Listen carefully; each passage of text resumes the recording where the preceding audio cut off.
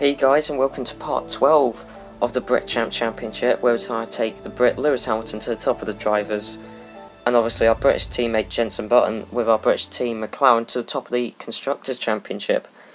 Unfortunately, that goal isn't looking quite good at the minute, isn't looking achievable, because Q1 we came 12th, although I have got an excuse this time, because as you'll see, we're coming through, this is going to be our second flying lap, and we just got taken up by the Ferrari, I think, of Alonso.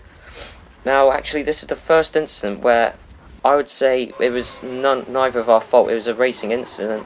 When I thought I left Alonso enough room, and apparently I didn't, so he had nowhere else to go but into me. So, you know, I'd say it's a racing incident. But Q2, we came wherever we did, and Q3 we came third for our qualifying session. So that's amazing. Although our championship rival is in first. And there you go, both Ferraris ahead of us, which I don't think is entirely fair after what happened in the qualifying session. But we got a 10% chance of rain. And I hope we'll get rain this race, because I think this is the fourth race this season where there's been a chance of rain, but it hasn't actually come. So hopefully it will come this time around. So now we're just checking our setup, and now we're going to go out for the Hungarian Grand Prix. Not one of my favourite tracks, but hopefully a bit of rain can spice it up, and hopefully we can gain some much needed points over our championship rival, Sebastian Vettel.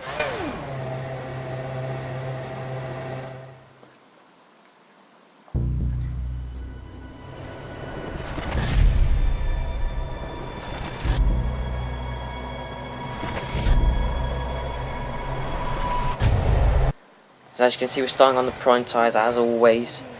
And now we're behind both Ferraris, and our championship rival will be keen to get past them on the run down to the first corner. And the lights are out, and we put the engine up into the fast setting as we always do. You see, I mean, this series hasn't really changed much over the races. Still same strategy as always, but we're under braking. We're going to gain 2 positions, that seems like. And our teammate, our teammate is momentarily in third. Actually, no, he is in third. He's right behind us, actually. That is a blistering start from Button, yes, but that's what I like to see. Him eager to get some Constructors points to the Constructors Championship. That's what I want to see. But fortunately, it seems like Vettel's already pulled out quite a nice gap, and I suppose this track would favour the Red Bull. You know, high downforce circuits do favour the Red Bull, so I guess this is where he's going to shine. Although he is on the option tyres and we're on the prime tyres, so hopefully when we go onto the option tyres later on in the race, we can get past him. You know, the same strategy that we've done for lots of races this season. But coming through that second sector, Vettel really did pull away from us. He's, what is that, 1.7 seconds? Yeah, 1.7 seconds ahead of us, and we haven't even done the first lap. But as I said, you know, this track favours the Red Bull car, and the tyres are going to favour his car. So, you know, what more do you want me to say? But hopefully, you know, as I said, we can catch up in the latter half of the race. And with Button in third, this could bode well for the Constructors' points here. And going through to start lap 2, and yet 2.2 seconds ahead of us already. And obviously we're not close enough to be able to slipstream and gain any performance that way, which is worrying. And now coming on to lap 3, or well, you know, the start of the last sector of lap 3, and Vettel is 5.8 seconds ahead of us. And you could argue we're forming a bit of a train. I suppose we are, but you know, I'm just gonna quote, you know, Vettel. Well, not quote, but you know, point out how dominant Vettel was in 2010 anyway, and you know, and just use that as a viable excuse. But a couple of cars are peeling into the pits, and I don't know who they were, to be honest. Probably no one important. Although if that was Webber peeling in the pits, then that's a good thing, I suppose. And we've still got Button right behind us. You know, he hasn't been overtaken yet, which is always good. Now we're going to the third sector of the fourth lap rather, and Vettel is 7.1 seconds ahead of us. No, I don't think actually we will get past him into first this race, because he's miles ahead of us, and we really won't get past him if we spin out like that. And, oh no, that was carnage. Let me explain. Basically, I put on the power a bit too early here, spin out in front of our teammate, you know, 10 out of 10 for style there, I think. So yeah, put on the power too early, spin it right round, and upon trying to rejoin the track, we kind of lose grip again and smash into Webber. And trying to rejoin the track here, I suppose I was a bit cheeky because we got a penalty for it, which is fair dues.